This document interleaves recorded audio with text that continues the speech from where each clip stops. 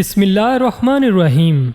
मोहतरम जनाब इशफाक अहमद साहब फरमाते हैं, जब कभी नमाज पढ़ने का मौका मिलता है और अल्लाह ताला को अपने घर बुलाने का मौका मिलता है और फिर जिस जगह मैं उससे बुलाता हूँ और जो मेरे दिल का गोशा है वो नहायत तरीक नमनाक बदबूदार सड़ा हुआ है, उसमें हर किस्म की गंदगी और कसाफतें भरी पड़ी हैं और हर किस्म की गलाजत वहाँ मौजूद है।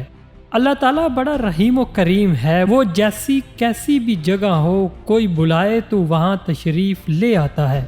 उन्होंने कभी इतराज़ नहीं किया मगर हमसे अपने अंदर की सफाई नहीं होती। जो अंदर से मजबूत होते हैं उनके लिए माफ़ करना मुश्किल काम नहीं, लेकिन जो अंदर से खोखले होते हैं वो बदले की आग में जलते रहते हैं। एक रोज़ हम डेरे पर बैठे हुए थे।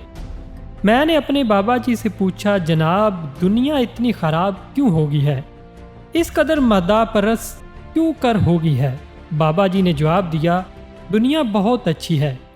जब हम इस पर तंग नज़री से नज़र डालते हैं तो ये हमें तंग नज़र दिखाई देती है। जब हम इस पर कमीनगी से नज़र दौड़ाते हैं तो ये हमें कमीनी नज़र आने लगती है।